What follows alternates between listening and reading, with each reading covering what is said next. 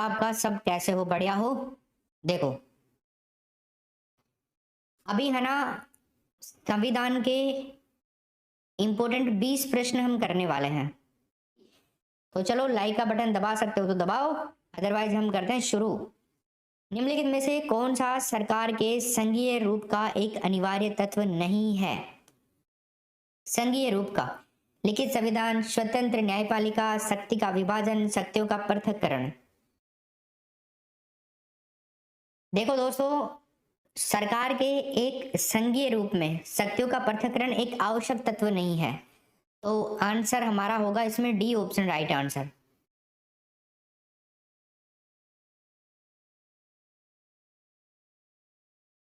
देखो, शक्तियों का पृथक्करण है ना, ये मुद्दा हमेशा उलझा हुआ होता है। राज्य सरकारों और केंद्र सरकारों के बीच में विवाद का ही केंद्र रहता है हमेशा ये।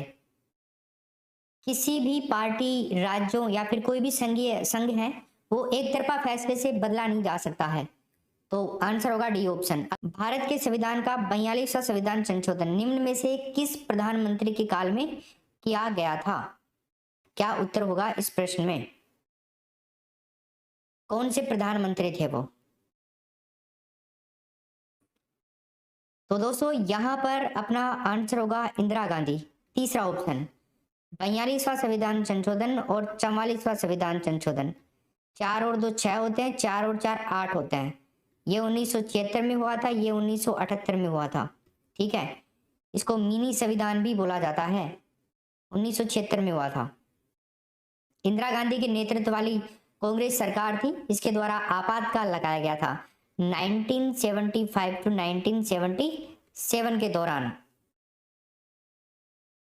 तो संविधान के जो अधिकांश प्रावधान थे वो 1977 के अंदर 3 जनवरी का दिन था, तब लागू हो गए थे। नेक्स्ट प्रश्न है 3 नंबर के प्रश्न में बताइए, भारतीय संविधान का कौन सा अनुच्छेद नागरिकों के लिए समान नागरिक संहिता प्रदान करता है? चलिए, तो 3 नंबर का अपना प्रश्न है, ऑप्शन नंबर क्या होगा? बी ऑप्शन, अनुच्छेद 44। अनुच्छेद 44 नागरिकों के लिए समान नागरिक संहिता प्रदान करता है ना। भारत का समान नागरिक संहिता एक शब्द है जो भारत में एक नागरिक कानून संहिता की अवधारणा के बारे में बात करता है। प्रश्न संख्या नंबर 4, संविधान के निम्नलिखित संशोधनों में से कौन सा स्पष्ट रूप से निर्धारित है कि भारत के निवासी मंत्रियों की परिषद द्वारा दी गई सलाह को मानने के लिए बाध्य हैं? बताओ। तो दोस्तों, यहां पर उत्तर क्या होगा अपना? ऑप्शन नंबर डी हो जाएगा, 43वां 43। 42वां संविधान संशोधन है ना, ये थोड़ा मिस हो गया। 42वां संविधान संशोधन, इसमें क्या है ना, भारत के राष्ट्रपति मंत्रिपरिषद के द्वारा जो दी गई सलाह होती है ना, उसको मानने के लिए बाध्य होते हैं। इसके अंदर थोड़ी सी मिस्टेक है यहाँ पे, इसलिए मैंने सोचा 43 हो जाएगा। ये प्रश्न में ही मिस्टेक है, इसलिए थोड़ा मैंने 43 पे जाना चाहा। यहाँ पे राष्ट्रपति होना चाहिए था, राष्ट्रपति। इस प्रश्न को आप करेक्शन कर लीजिए थोड़ा सा, ठीक है ना। चलो, ऐसे तो कंफ्यूजन वाला क्वेश्चन बन जाता फिर ये, तो राष्ट्रपति करेंगे अपन इसको। आगे देखिए, 5वें नंबर का प्रश्न है, भारत के संविधान का कौन सा अनुच्छेद संवैधानिक उपचारों के अधिकार से संबंधित है? प्रश्न संख्या नंबर 5।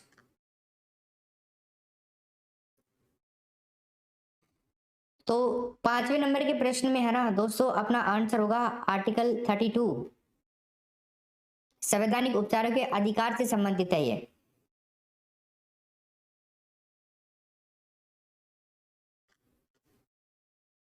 भारतीय संविधान का कौन सा भाग केंद्र राज्य वित्तीय संबंधों से संबंधित है? बताइए।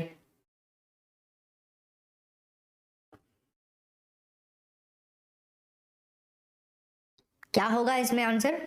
यस, ए बी सी और डी।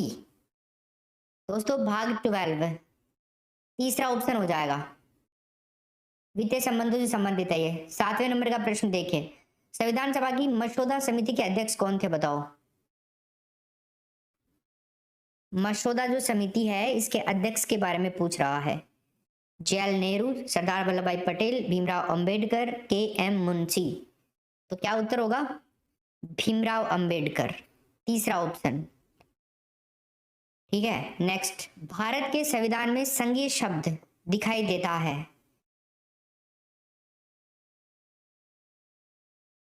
फेडरल। तो क्या उत्तर होगा?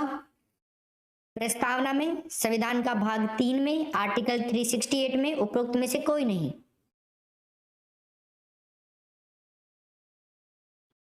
अच्छा, तो आप क्या कर रहे होंगे? या तो प्रस्तावना कर रहे होंगे, ज्यादातर लोग तो यही सोच रहे होंगे मेरे ख्याल से। देखो, संघीय शब्द का उल्लेख ही नहीं है ना, फेडरल शब्द का उल्लेख है, संघीय शब्द का कोई उल्लेख ही नहीं किया गया है। तो इस बात का ध्यान रखना। हालांकि हमारे संविधान का जो आर्टिकल 1(1) है ना, ये क्या कहता है? भारत। इट मीन्स जो कि भारत है, राज्यों का एक संघ होगा। हालांकि फेडरलिज्म का मतलब होता है एकात्मक सरकार, जिसमें सभी शक्तियां लाइक राष्ट्रीय सरकार और क्षेत्रीय सरकार ये सब सीमित होंगी। तो इसमें डी ऑप्शन होगा दोस्तों। भारतीय संविधान का कौन सा अनुच्छेद वित्तीय प्रावधानों के लिए प्रदत्त करता है? बताओ।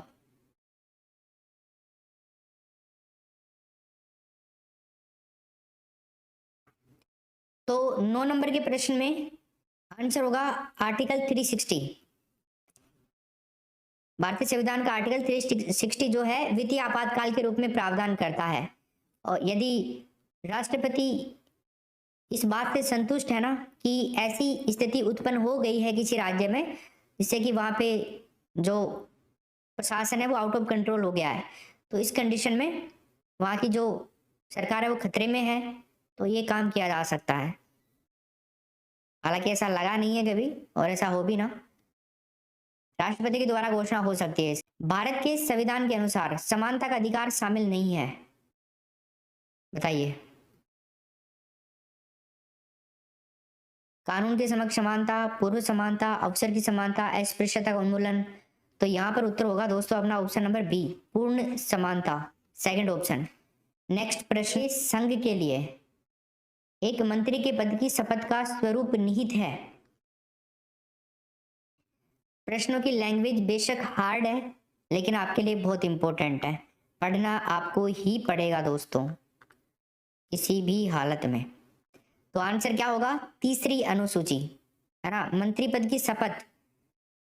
पहली के अंदर राज्यों वगैरह के बारे में है, दूसरी 2 अनुसूची 2 तो वेतन 2, वेतन 2 अनुसूची 2 वेतन 2, वेतन से संबंधित है।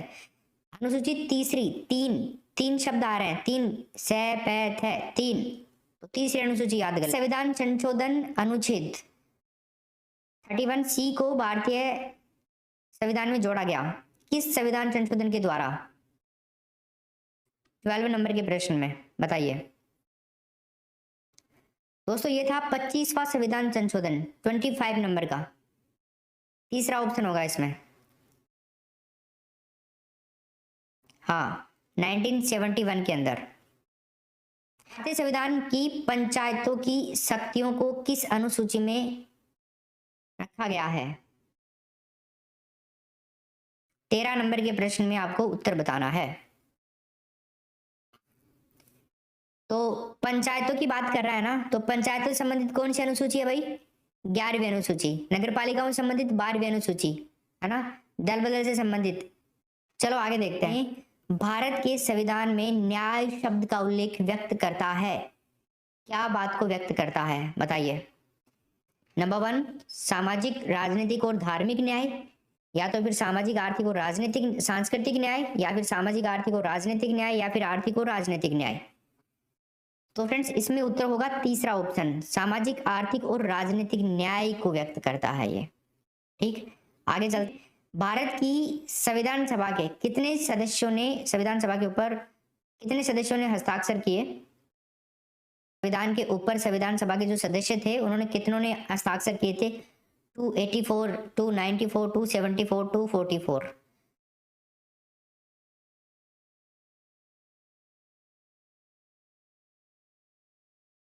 तो क्या उत्तर हो जाएगा? 294। नेक्स्ट वर्ष 73वें संविधान संशोधन अधिनियम जो कि 1992 में हुआ था, इसको राष्ट्रपति द्वारा स्वीकार किया गया। 73वां संविधान संशोधन अधिनियम कब स्वीकार किया गया था भाई? 1993।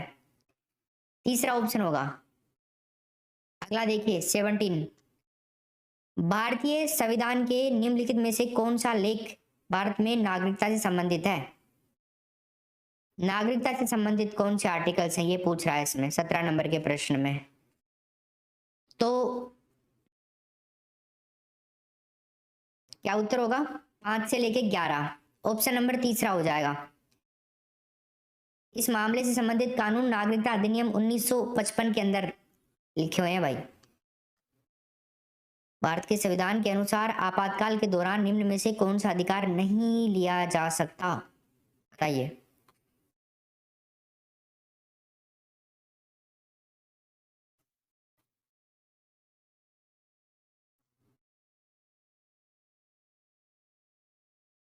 इसमें उत्तर होगा दोस्तों कौन सा? तीसरा ऑप्शन, जीवन का अधिकार। सिंपल सा प्रश्न था ये तो। के तहत संसद राज्यों को वित्तीय सहायता प्रदान करती है, बताओ।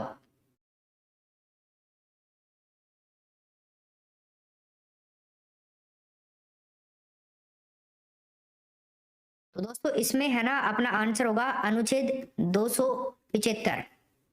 वित्तीय सहायता प्रदान करती है संसद के द्वारा कानून के अनुसार अनुदान की ऐसी रकम प्रत्येक वर्ष भारत की जो समेकित निधि है, कोष है, उसके ऊपर लगाई जाएगी, क्योंकि ऐसे राज्यों के राजस्व की सहायता में संसद सहायता के रूप में निर्धारित कर राशि मतलब रख सकती है और उसको अलग से। 20 नंबर का प्रश्न देखिए, निम्न में से किस संशोधन ने मतदाताओं की आयु 21 वर्ष से 18 वर्ष कर दी थी, बताओ। कौन सा संशोधन था? तो भाई वो संशोधन था 61वां संविधान संशोधन। 21 से घटा करके 18 वर्ष कर दी गई थी भारत के संविधान के 61वें संविधान संशोधन के अंदर 1988।